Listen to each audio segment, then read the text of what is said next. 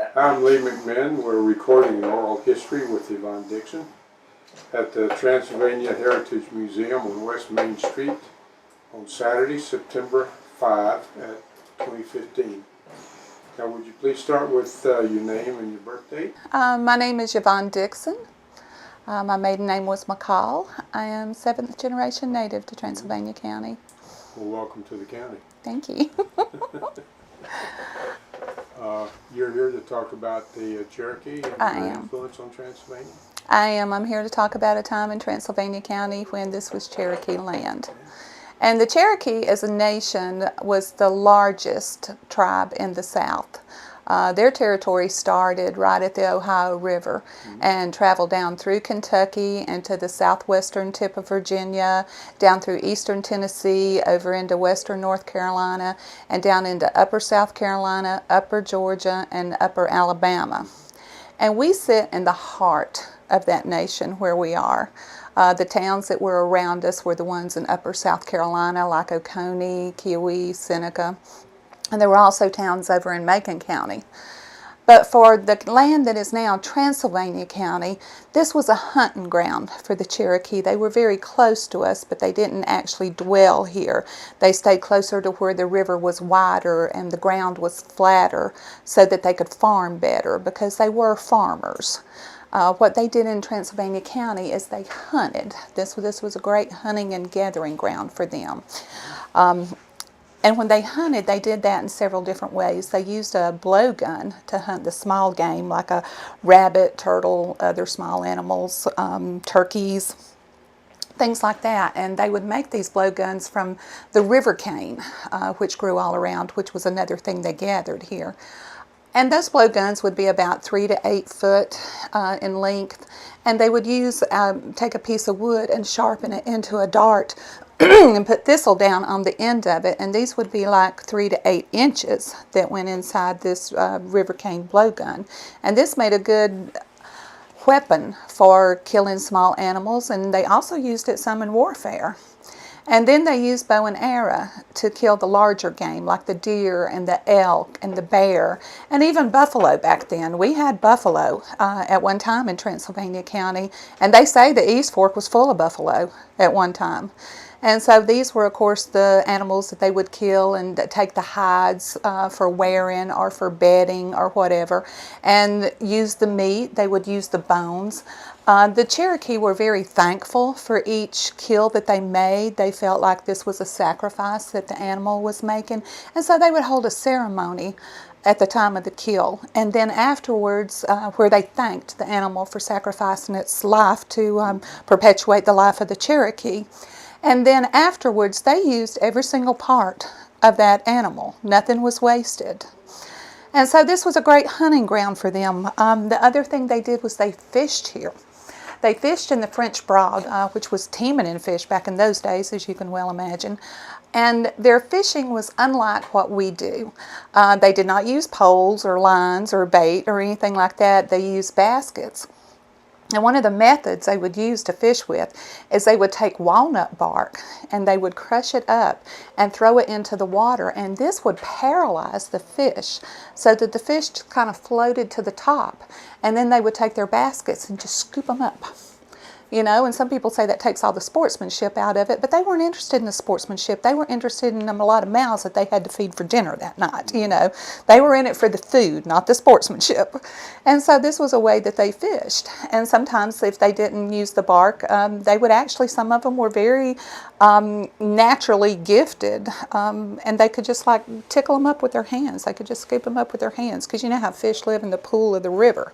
And so they would get them hemmed up there, and sometimes they would just like lift them out of the water, you know, but most oftenly with the baskets. And baskets was a tremendous tool to them. It was the household item that they used the most. And this was another calling card to Transylvania County, because they came here for the river cane. We had river cane growing everywhere, and it grew in great abundance in the Toxaway area. And so they would come and gather the cane because it was their main resource for basket making. Now there was other things they used for basket making. They used honeysuckle. They used the inner bark of elm. They used hickory, white oak. And all these they would make into splints that they wove together in their basketry. And then the women did all the basket making. And they say that she never used a pattern, that all baskets were made from her soul, her imagination, her memory, traditions of her tribe. And so she would take these splints and dye them, and there was different plants that she could use for this. She could use elderberry for a rose color, walnut for a brown, bloodroot for a yellow, and butternut for a black. And so she would dye these different colors into the basket and then weave it all together. And the Cherokee are still renowned today for their basket making. It was one of their great arts, that and pottery. There was a time that clay could be had in abundance along the riverbanks, and so they made a lot of pottery, and they were very skilled at that as well. And the other thing they did is they farmed, and they practiced land management for their hunting before we leave hunting. Especially in the cherry field area, they would do controlled burns where they burned out the underbrush of the forest and so let the grass grow up so that the deer and the elk would come feed, so that when they came to those hunting grounds year after year, they knew they would find game there because they had made a place for these animals to live and graze, and so they knew that they would be plentiful during that area. And Cherryfield was very much like that for a long time. But the other thing they did was farmed. They grew some of the same crops that we grow today. Corn was their biggest crop, just like it was for the pioneers of this area. They had a planting that they called the Three Sisters. And so what they would do is plant the corn, and if they had a fish head, they would put that in with the corn seed to feed it. And then as they would plant beans around the corn, so as the corn stalk grew up, then the bean would climb the corn stalk and use it as a support. And then they planted squash on the ground around this because squash has big, broad leaves, and so it shaded the ground and kept it cool and moist, also weed-free, so that the crops didn't get too dry, they didn't get too weedy. And so these three crops grew very well together. They also grew all kinds of different things, and with their contact with the Europeans, foods like melons and sweet potatoes and apples and black-eyed peas were introduced in their diet later on after European contact. The Cherokee were a matrilineal society, and this meant that women had just as much, if not more, say in the tribe than the men did. They controlled all the property, they controlled the marriages, and so they were a very equalized society. The Cherokee honored their women, which is filled with irony, because the Cherokee have always believed that all people are created equal. And this was in direct conflict with the European belief, who believed that the white man ruled supreme. And so they had a hard time understanding European government as it was, where their women did not have a voice. And when they would have counsel, then they would question the Europeans as to where is your women? And they didn't understand why they weren't there. And they were all equal in their belief system, and it was a concept that even today we're not quite there. We're still struggling with that, even though it says in the Constitution all men are created equal. We're still struggling a little bit with that concept, but the Cherokee had it, and they used it well. And this was a thorn in Andrew Jackson's side, who didn't want to deal with them because he called them having a petticoat government, because the women had so much say in their government. And the women would choose the headsman of the tribe.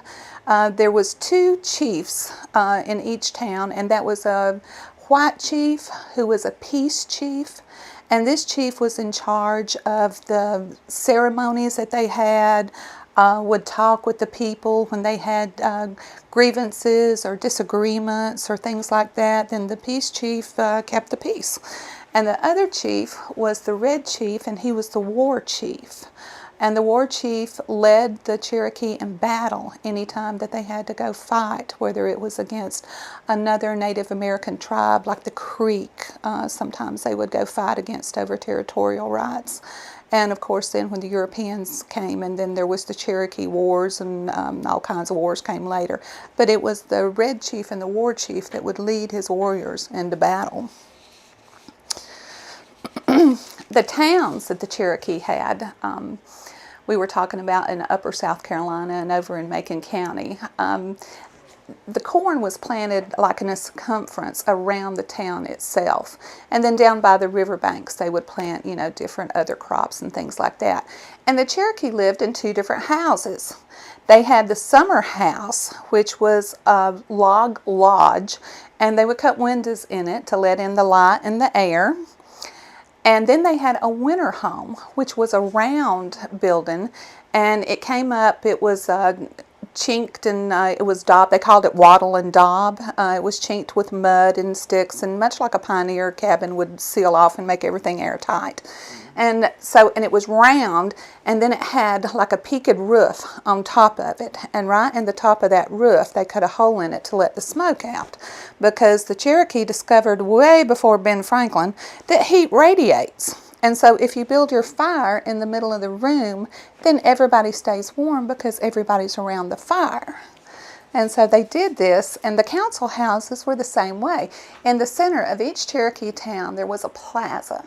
And the plaza was used for congregating, for holding ceremonies, for feasting, all these things. And then they had council houses there, and they had a summer council house, and they had a winter council house. And these houses were big enough to hold all members of the town. And Cherokee towns traditionally might be 300 to 500 people strong. And so they spent a great amount of time there discussing their affairs and what was going on in their world and things like this. And they would hold their festivals there, which they had at least 6 a year. One of my favorite festivals that they have is the Green Corn Festival. And that happened every year, probably late June, July. Just when the corn was big enough and it was beginning to tassel and you knew that you were going to have a crop this year, then they would hold a festival and a ceremony, the green corn ceremony. And this was a great thing that they did. The women would each one take their lodges and they would clean them. They would remove all the broken pottery. They would air out the robes and bedding and things, the clothing. They would put out the fire and rekindle that fire, sweep out all the ashes so that everything was spick and span. And while they were doing this, the men was doing exactly the same thing with the council houses. And so everything was all nice and clean, and then each member of the tribe went to anybody else in the tribe that they had any grievance or misunderstanding with, and they sat down and they talked it all out until they come to a resolution with this, so that there was no hard feelings, because you couldn't go into the green corn ceremony with hard feelings. Everything had to be at peace because it was a time of a new beginning. And so then, after all this is done, they would start the festival. They went through a fasting period, and to purify their bodies, they took some medicines to cleanse their body, and then they feasted. And they feasted for 3 days. And they played stickball, which we know is the forerunner of lacrosse. And they just had the time together to bond, to celebrate, and this was something that they loved to do. So it was a good ceremony, and one we probably should follow today, because how wonderful would it be if once a year we all got together and forgave each other of everything. This would be a great way to live, wouldn't it? One of the oldest villages of the Cherokee in our area was called Katua, and it was over right outside of Bryson City today. And when the Cherokee first got there, they discovered a mound, which we believe was built by the Mississippian culture around the year 1000. And the Cherokee recognized this as holy ground immediately. And they built a shelter there, and they housed their sacred flame there. And that flame is still alive today. It burns over in Cherokee, North Carolina, and they took it with them on the Trail of Tears, and it burns on the reservation in Oklahoma. And this is one of their traditions. So when they had the green corn ceremony, of course it was relit from the sacred fire. The other thing about the Cherokee is they were a communal society. There was no rich, there was no poor. They all worked for the greater good of the people, and everybody had everything that they needed. And one of the ways they went about this is their society was structured around 7 clans. And clans were matrilineal. When a child was born, they drew their clanship from their mother. And so I want to go over some of the 7 clans. There was the Bird Clan, which was the Anijisqua, and they were the messengers.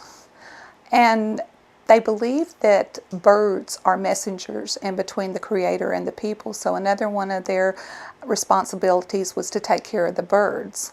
They were the bird hunters as well, and they were very proficient with the blowgun. And if you earned an eagle feather, it could only come from the Bird Clan because they were the only ones authorized to give it. Now, each clan would have subdivisions, and so the subdivision of the Bird Clan is Raven, Turtle Dove, and Eagle. There was also the Blue Clan, the Anisohoni, and these were the medicine clan. If you can think like today's pharmacist, this is what they did. They grew herb gardens, and they were responsible for putting medicines together for children. They created they gathered medicines for the healers. And in this clan, you would have to know about 400 to 600 different species of plants in order to know which ones to use for medicine, which ones interreacted with other medicines, whether you needed one, whether you needed several, what were the reactions, what were these used for. So it was a very intricate thing to be a member of the Blue Clan. Their subdivisions was the Panther, the Wildcat, and the Bear Clan, which is believed to be the oldest of all clans. When you go to gather a plant, it is tradition to only gather every 4th plant. And the Cherokee would take a sharp stick and dig the plant, and they would leave behind perhaps a red bead as a token of their gratitude for the sacrifice this plant was making, and cover it up. And when you gather a root, you only gather it from the east side, because this is where the morning light comes in, and this is where the medicine will be the strongest in this plant. And the reason you only take every 4th one is because you want to leave one for the plant so that it can propagate. You want to leave one for the animals in case they eat it, or they step on it, or they lay on it and it gets destroyed by nature. You want to leave one for your neighbor who may need it more than yourself. And then you take one for yourself. So you only gather every 4th one, and that way you don't outstrip your resource. That way when you go back to gather that plant again next spring, it will be there. And so they knew that what you never done was a clean harvest. We've gathered some of our most useful herbs from these clans: black cohosh, echinacea, garlic, ginseng, saw palmetto, St. John's wort. All of these were herbs that the Cherokee used in their medicine. Another clan was the Paint Clan, the Aniwodi. They were the healers, like the doctors. The medicine man would come from this clan. And they were the Paint Clan because medicine was often painted on a person as a paste or a poultice or something like that. So they looked at this as painting medicine on the body. And so they were the Paint Clan. But a healer, it takes 15 to 20 years apprentice before you can become a healer. It's a very high calling in their society to be a healer. They also knew about acupuncture, and they would do acupuncture with sharp thorns, or more oftenly the quills of a porcupine. And there's a great document in the Smithsonian Institute where it speaks of acupuncture used by the primitive savages, when every civilized person knows the proper method is bleeding by leeches. So it makes you question sometimes exactly who's civilized and who's not, right? But the Cherokee were considered one of the 5 civilized tribes, along with the Chickasaw and the Choctaw and the Seminole and the Creek. They were a very civilized people. Another clan was the Long Hair Clan, the Anigilohi. They were the teachers. And they were a very peaceful clan. The white chief, the peace chief, always came from this clan. They would teach the children. They would teach the prisoners of war. They would teach orphans of other tribes who were often adopted into this clan. The Cherokee were very good to any prisoners or orphans or anyone who came into their tribe. They treated them actually like family. Their subdivisions are Twister, Wind, and Strangers. And guess why it's called Strangers?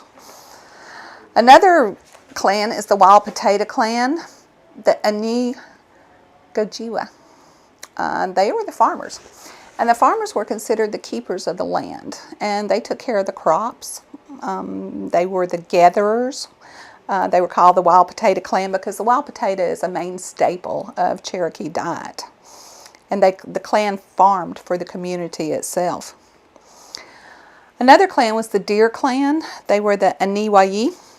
They were the hunters. And sometimes members of the Deer Clan would also be considered messengers because they were out and about. So sometimes they would carry messages from one town to another, one place to another. And they were known to be very fast runners, very good hunters. They were the ones that went out in the fall and hunted game for the winter supply of meat. And the last clan is the Wolf Clan, the Aniwaya, and they were the warriors. The Red Chief, the war chief, always came from this clan. And they fought all the battles of the Cherokee. The other thing about the Cherokee is I want to tell you a little bit about marriage and divorce in Cherokee society. Because when you get married, it was a large affair. It was a very serious undertaking to get married. They had a huge festival for the ceremony itself. There was praying, there was feasting, it was a very serious thing to get married, to share your life with another human being. But now to get divorced was another story. If a woman did not think that this marriage was going to work for her, or she felt like she had made a mistake in her choice of husband, she could get divorced by placing her husband's belongings outside of the lodge. And that was it. So the husband, when they got married, the husband always comes to live with the wife's clan. So if a husband finds himself divorced, then he goes back to his own clan. And at this time, both parties are free to remarry and go on with their life. But the women would keep any children that had been conceived during the marriage, because the women always kept the children because they were a matrilineal society. Because when children were born, it was the uncles, the mother's brothers, was responsible for teaching these children. Because when they did get married, the woman's brother would stand up beside her to show that he was there in case anything happened to the husband, that he would stand in and take care of this woman and her children. And so once she began to have children, the uncle was responsible for most of their education. And if you think this leaves the father out in the cold, it really didn't, because he was busy raising his sister's kids. And one thing that they were very adamant about is there was no such thing as inter-clan marriage.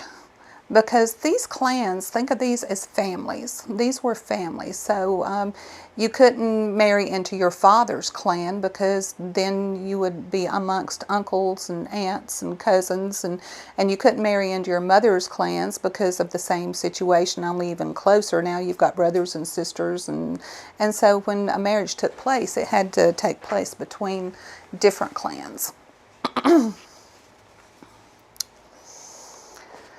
The Cherokee were a very spiritual people. We talked about the green corn ceremony, and another ceremony that they had that I think is a wonderful thing is the daily go into water. The Cherokee were a very clean people, and they bathed on a daily basis. They went down to the river every morning, and The reason being is to purge the body and to purge the mind so that there was no ill thoughts, there was no ill feelings towards anyone. You cleanse yourself, you cleanse your mind, and you get on with your day. And that is a beautiful thing, and we should all practice that every morning in the shower. It's a great concept to get up every morning and let go of any anger, let go of any resentment. Let go of any hatred. You know, this was not something that festered inside of them because they let it go every single day. And this was a wonderful daily ceremony. In Transylvania County, there is legend that there was once a Cherokee village here, and it was called Conestay. And it was located at the foot of Mill Hill. And today we have taken that name and incorporated it into Conestee. And they say that those people left because some of their tribe came from another place and came to the people of Canasta and said, there is sickness all around you, and there is danger all around you, and you must come with us in order to survive. And so the people thought about it, and they fasted for 7 days, and they decided to go with these people who came to get them. And so they went to live up on Pilot Knob. And this is known as the birthplace of the Cherokee. They have a legend in their own culture that says the first man and the first woman, Kanati and Shailu, were actually born on Pilot Knob in the Shining Rock Wilderness area. And so that's a great myth, and it makes me feel very fortunate that we live so very close to it. So what happens when the Cherokee, we've talked about how they live and how they were as a society, and everything that we've talked about prior to now has been before European contact. And so the first time they experienced that was in 1540 when Hernando de Soto came along, and he came into this area searching for gold. And he was the first non-Native American people that they had ever seen. Although there is also a legend amongst them that when they got to the mouth of the Little Tennessee River, that there was a white family living there. Well, now this would have been somewhere around the year 1200. So I've always said, well, who were those people? Where did they come from? So very interesting that there is that legend among them. But traditionally, they had not seen any people other than Native American people because their neighbors were the Creeks. Their neighbor were the Uchis, which also used to live in this area. And the Cherokee actually drove the Creek and the Uchis out of the center of what became the Cherokee Nation so that they could take over that land because they were a little bit territorial. So when De Soto came in, he was a ruthless man, and he was here for the gold. And so when he asked the Cherokee where the gold was, and they told him that there wasn't any gold, he didn't believe them. And he thought that they were just sandbagging and hiding out on him, and that they didn't want to tell him where the gold was. But that wasn't true, because they never mined. One thing that they never done in all their skills that they had was they never mined. They didn't have mining or blacksmithing skills. And so they seriously never used gold, so there was no gold. But De Soto took them prisoner because he didn't believe them, and he took them prisoner so they would talk. But then he went away. And so for a long time, they didn't trust anybody, as well can be understood. Well, the next thing that happened is in the 1600s, European settlers started coming in. And in our area especially, some of the first people that came in were the long hunters, the men who came in and just was on a hunting trip, hunting for hides to sell to traders, or for meat for their families just to eat, and they would come into this area. And so they started making contact with the Cherokee. And then the pioneers started coming, the settlers started coming into the area. And after the Revolutionary War in 1783, North Carolina had a Land Grab Act where they were granting land in this area to Revolutionary War veterans. But what they weren't telling these men is they were still right in the middle of Cherokee country, because it wasn't until 1791 that the Treaty of Holston released the land that is now Transylvania County. And so when these first settlers came in, they were settling in on Cherokee land. But they were welcomed by the Cherokee because there were so few of them. The Cherokee were very curious about these new people. And they were pioneers. They weren't the military. They didn't come in with an intent, to destroy or cause any harm to the Cherokee. They just wanted to live off the land. They just wanted to farm the land and raise their family here. And that was okay with the Cherokee because these pioneers were coming into Transylvania County. And once again, the Cherokee weren't living here. They were in Upper South Carolina. They were over in Macon County. So it was okay with them that pioneers came into the hunting ground, because there was plenty of food in the hunting ground. And if I'm a Cherokee and I'm looking at a pioneer coming in, a man, a woman, 10, 12 kids, how much can they eat in a land that is absolutely bountiful? And so they didn't have any kind of problem with them. As in fact, they were very curious and embraced things because the pioneers had things that the Cherokee didn't have. And another thing that was happening right along this same time is the traders were coming in. And when the traders came in, this changed so many things in Cherokee culture because they were exposed to things that they had never seen before. And one of these things was iron tools.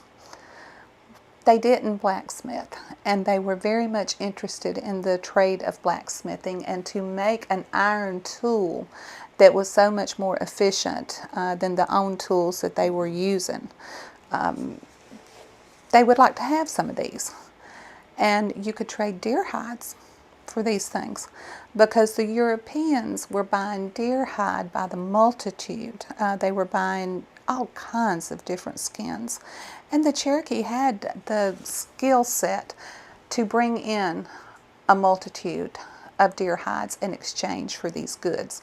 And the things they were most interested in was iron pots to cook in, guns. They saw the worth of a gun right away as a hunting tool.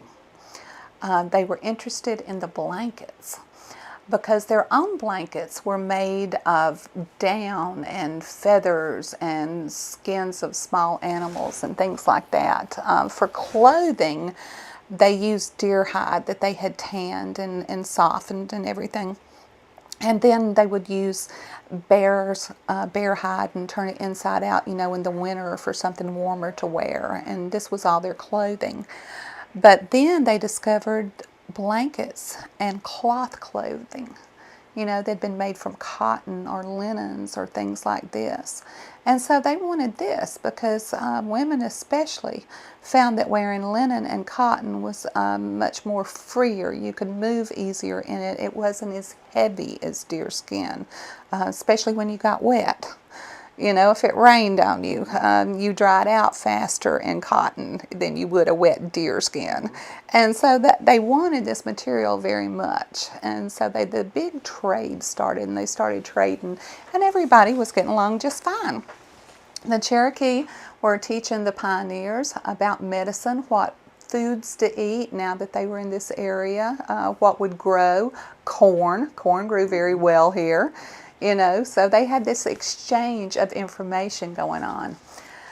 But this love of blankets would lead to their downfall. Because while this is happening here, all over America, the government is trying to corral in the Native American. Because the Europeans got here to a land that they were going to settle, only to find out that it was already inhabited. So what do you do with this multitude of people that are already living here? And of course, Europeans came in with the attitude that they deserved the land. Not the people who were living on it, but the people who had come to conquer it. This is what conquering nations is all about. So they found their opponents to be very worthy. And they found that the Cherokee, we'll just talk about them, although this happened in all kinds of different Native American tribes. But they found that the Cherokee was not so easily to be removed. First of all, they were wonderful warriors. It was very hard to fight them hand-to-hand battle. They were very proficient at this craft. They knew the territory. They knew where they were going. And one of my favorite stories is one military tactic that they use is they would ride into towns and they would burn them, and they would kill whatever people they could kill and scatter the rest and ride to the next town, because they were trying to break the back of the Cherokee by doing this. And so a lieutenant had wrote to his captain and said, "We have burned this town, killed X amount of people, and we have exiled the rest to the woods, where they will surely perish." Seriously?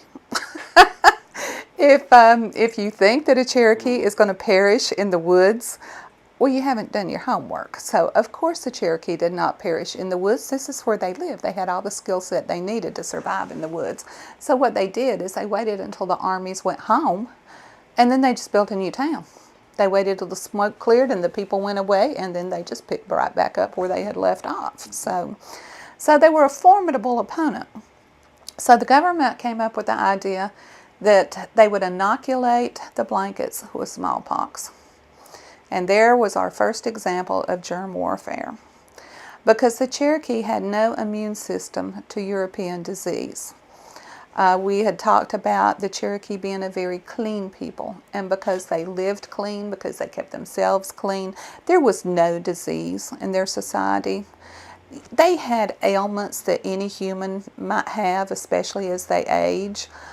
They would have maybe indigestion problems, or the women might have some complication with childbirth or something like this, but not disease. They didn't have any disease. And so when they were exposed to disease, it wiped them out by the tens of thousands. There was almost 50,000 Cherokee in 1728 when the first, but it was the largest smallpox epidemic struck. And it wiped them out by half. By the time that one epidemic was over, there was maybe 20,000 Cherokee left. And so it was devastating to them, and they didn't know how to combat it. They brought in their medicine people, they brought in their chiefs, they prayed, they done their medicinal things, but nothing worked because the disease was too strong for them. And when the government found this out, they started using it against them, and it was more effective than anything else that they had done. And then the other thing that they decided to do was sign treaties with the Cherokee. And all in all, the Cherokee signed around 50 treaties with the government, each one being the last one forever, each one taking the last bit of land that was going to be taken from them. And it just started out in patches, and each one of those treaties would take away another piece of land until the early 1800s. They started looking around. Of course, they were a smaller population now, but they were realizing that they were losing everything, and so they started combating the Europeans on their own ground. Mm-hmm. They had learned that Europeans and the new white American government had a lot of faith in a piece of paper with words on it. Well, they didn't read and write. So a man named Sequoyah invented the syllabary, because he said the people need to learn how to read and write so that we too can make words on paper. And so he made the syllabary, and within 2 years the entirety of the Cherokee Nation could read and write. And one of the first things they did was they developed their own constitution. And they patterned this after the Constitution of the United States, because it starts out, "We the Cherokee people." And so they thought this would put them on equal footing with the government. Well, it didn't. So they started in efforts to educate their own people. They also started their own newspaper. It's called the Cherokee Phoenix, so that they could educate their people on what was happening in the government. And all this time, Andrew Jackson is fighting tooth and nail for removal to take them into Oklahoma. Well, the Cherokee fought Andrew Jackson over this. They took it to the Supreme Court and won. But Andrew Jackson, in his arrogance, defied the Supreme Court and shipped them to Oklahoma anyway. Now, can you imagine a sitting president today defying the Supreme Court? But this happened, and this is how they went to Oklahoma. But not all of them went. There were some that stayed behind, and the eastern band of the Cherokee today are comprised of several different ways of how the Cherokee were left behind. There were the people who received land under the Treaty of 1817 and 1819. These treaties allowed these people to remain on the land that they had bought. And by now, especially in the early 1800s, around when these treaties happened, the Cherokee had actually stopped living in towns. They had started becoming self-subsistent farmers and holding their own individual pieces of land because they were trying to adapt into a civilization that was swallowing them. And so they were trying just to hold their own footing. So rather than be in a town and a communal society, they started breaking up, and each family started becoming responsible for its own self. So those people stayed. There were exempt people from the Removal Act of 1830. This was a time when some of the Cherokee actually volunteered to go into Arkansas. This is when the government decided that Arkansas would be a good place to remove some of the Cherokee. And then, of course, they got out there and found out that Arkansas wasn't all that bad, and so that's when they chose Oklahoma for the final destination. An Indian agent and Cherokee chief, William Holland Thomas, Will Eustie, bought a lot of land for the Cherokee. And so there was land there for them to live off of, and so they stayed there. There was those who just hid out. There were those who just didn't go. There were those who knew the mountains so very well that they just went and hid. And then there are those who came back. There are those that went on the trail and was able to slip away and return to their homeland. And all of these people make up the Cherokee Nation today over in Cherokee, North Carolina. It's the Eastern Band of the Cherokee. And they have done a wonderful job of preserving their heritage. When I was a child, of course, Cherokee was a tourist town. And because America's concept of what Indians should look like governed the way the tourists were handled over in Cherokee at that time. Because the men over there done a thing that they called chiefing. And this is where they built a teepee and put it out on the side of the road, even though the Cherokee never ever lived in teepees. They put on these long feather war bonnets that were worn by the Sioux, not the Cherokee. But this is what America's concept of what an Indian should look like. And so they looked like the traditional Indian, and for 50 cents, you could have your picture made with them. Well, they would make 50 cents hand over fist all day long. So this was the occupation of chiefing. So the Cherokee have been able to preserve their culture in many different ways. In 1946, they created the Koala Arts and Crafts Mutual. In 1948, they created the Museum of the Cherokee Indian. In 1950, they started Unto These Hills. That was by the Cherokee Historical Association. 1997, they opened a casino. And this brought an immense amount of income into a community that had been challenged before. They were able to build better schools.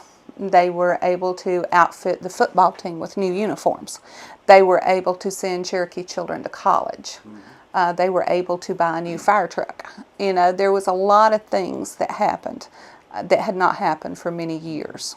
They were economically challenged before the time of the casino, and so now their fortunes are better. And one of the greatest things they've done is in 2001 they created the immersion school where they are educating their children in the Cherokee language. It is school, but no English is spoken there, only Cherokee. And this is so they do not lose their language, because if they don't, it's going to be gone. But they are doing this so that their children are once again speaking their native tongue, which is very important because there was an entire generation that when the government started coming in and taking control of these people's lives, they took their children away from them and put them into white schools where they would not allow them to wear their native clothing. They cut their hair.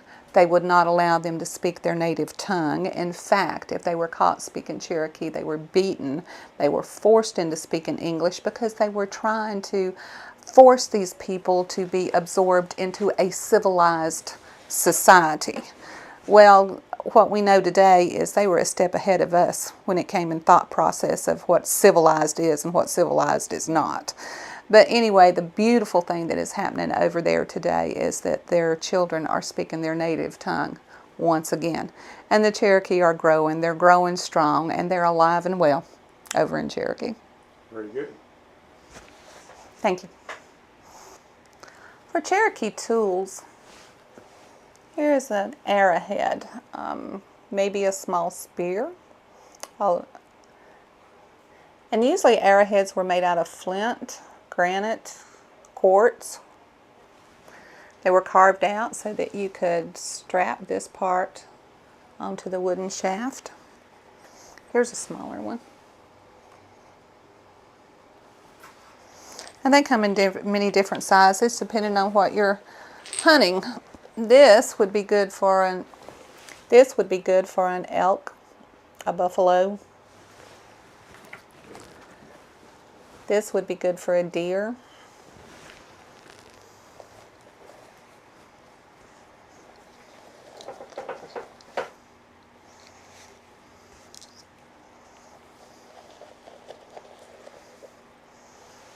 This would be good for a very small animal. And where did you find these, Yvonne? Transylvania County. There's a man, Mr. Ziegler, who lives up in Cathy's Creek that has a phenomenal arrowhead collection because he lives in Cathy's Creek, which is a great hunting ground at one time. And every year when he went to plow his fields, he would turn up a handful. I've heard that happens at Dunn's Rock also. I don't doubt that a bit. Cherokee would use every part of an animal for decoration or for purpose. This is an owl's foot. This is a hog's foot. And what would these be used for? Ceremonial purposes. For decoration, they might use the teeth. This is a bear's tooth. They might make a necklace out of a bear's tooth by stringing beads with it and doing it this way and wearing it. They might attach it to their clothing.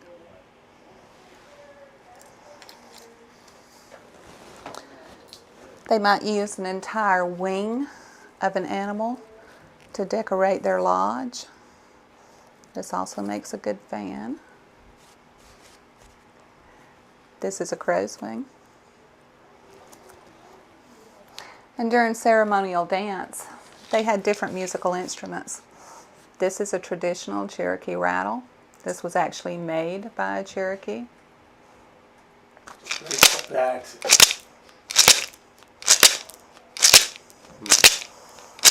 They would do this during ceremony when they would sing and dance. Another thing they would do with rattles, if they didn't make them out of gourds, the women would take turtle shells and clean them and put very small pebbles in them so they would rattle, and they would strap them against their ankles so that when they did the stump dance, that rattle would rattle.